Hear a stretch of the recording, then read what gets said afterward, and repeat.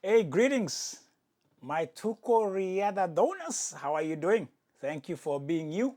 Thank you for holding your own on the side of the planet you're in or located. Enjoy the ecosystem, cultivate better neighbors, be a better lover and a better friend, an encouragement to the universe that is craving for love and compassion. What a starter for that. I didn't know I had that in me, but there I go. Tukuriada is unpredictable in the introduction, even in the subject matter, because right out there is 100 degrees of heat. Inside here is kind of tameable, livable, breathable. So it's a blessing that I'll share with you guys straight up.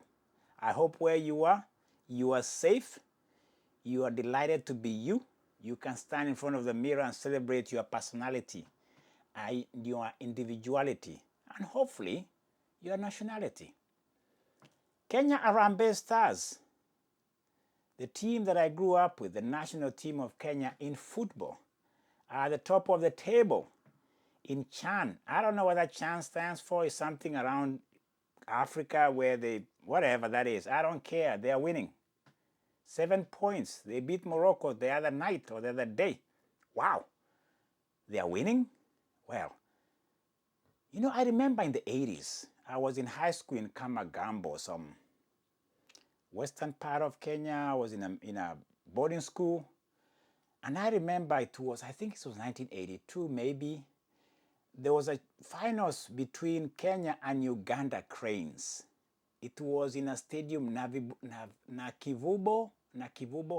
Hey, you Ugandans, tell me, Nakivubo is a stadium in Uganda. It was between Kenya Harambee Stars and Uganda Cranes.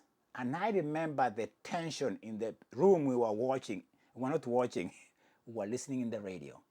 You don't make noises during that time. You're listening to a commentator in radio. It was the best I remember of ever admiring my national team. And we beat Uganda Cranes in penalties. Go check it out.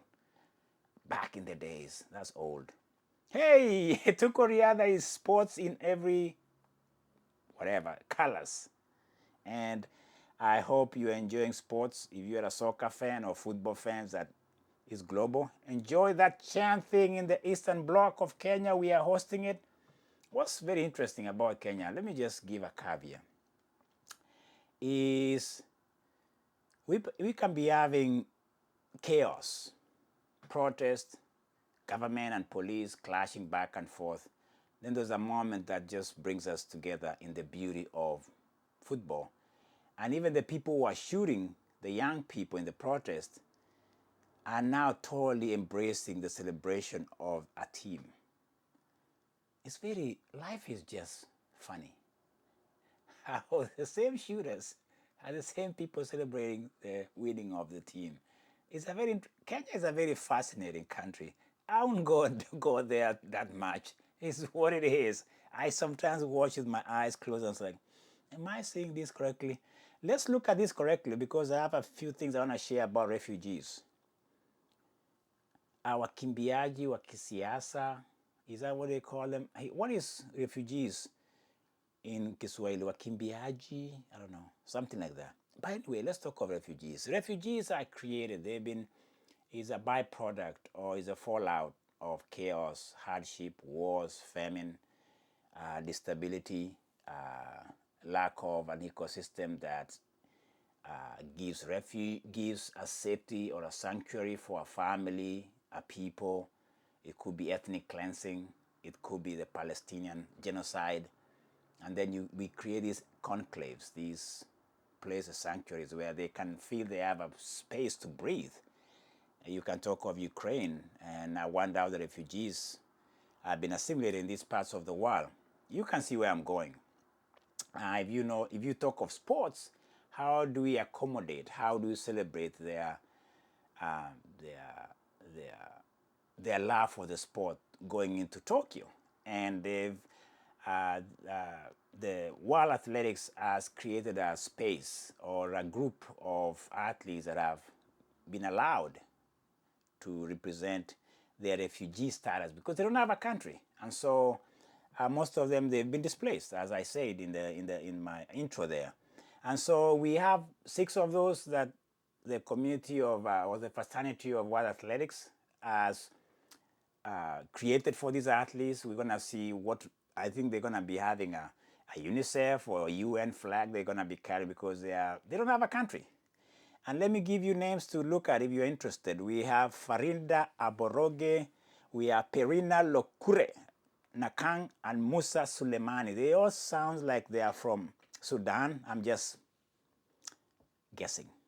But let me find out more, because I think Aboroge is from Ethiopia, and she's a 5,000 meter runner, and she was granted refugee status in France back in 2024, and she's representing the refugee, what is that, association or fraternity or whatever you want to call it, because they don't have a country they can say they're Ethiopia, because maybe that's they left Ethiopia for a reason. That is Abaroge. And then we have Nakangs.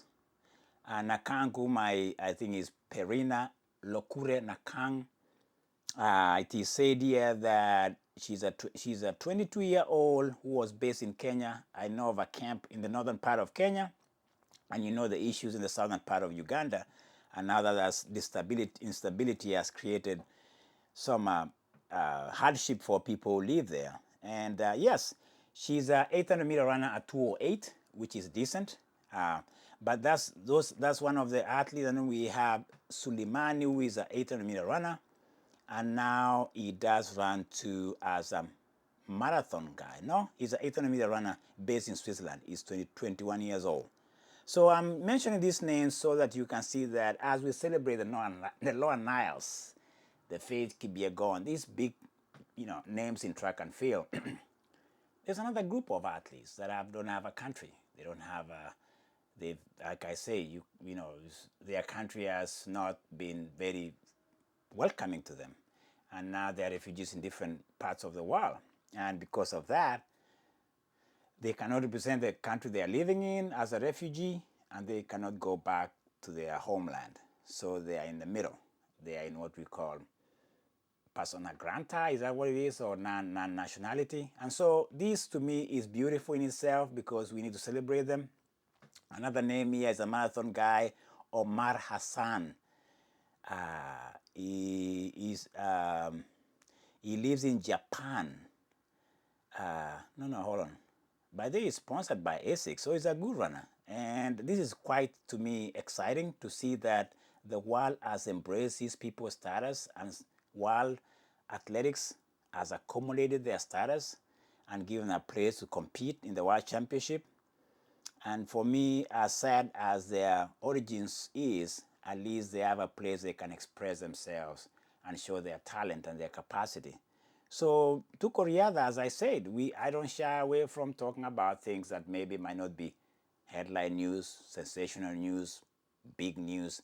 I like to dig and find humanity and a place for everybody. Yesterday I talked of climate change. How do we think we're gonna exist with these changes in the universe?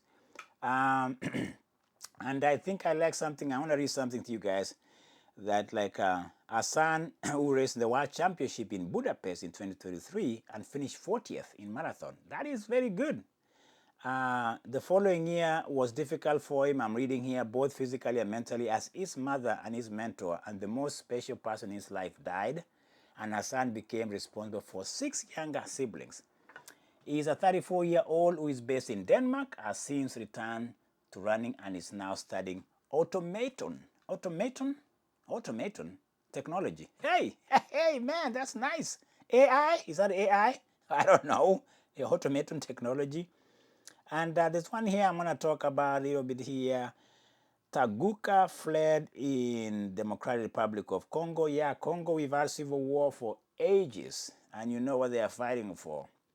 Whatever. I don't want to go into the politics of that. In the Republic of Congo in 2013, he settled in Kenya, where he began running with local athletes. The father of 4 began a new life with his family in Norway in 2023 through an initiative facilitated by the government of Norway and the UNHCR, and he continued running as a means of integration and well-being. Good for him. He has gone on to participate in several races in Europe, including Copenhagen Marathon, in which he placed 11th earlier this year. Kudos to him. He is also a member of the Refugee Athletes Scholarship Program. What about that? What about that?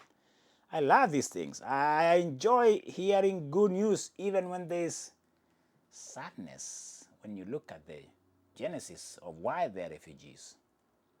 That's what I'm talking about. Let's celebrate any smile, any hope. Let's celebrate any refuge and refugee, because in a chaotic world, there are still wonderful people out there, including you and I, who engage in what we call celebrating humanity in sports. Tukoriada is a dedication to that, committed to that, and always will find time and space in Tukoriada Thona saying good night, good day, and be safe, and cheers to you. Comments at the bottom about anything you want to talk about. If you're a refugee somewhere in this world, remember you are welcome at the table of Tukoriada. On that note, long live humanity.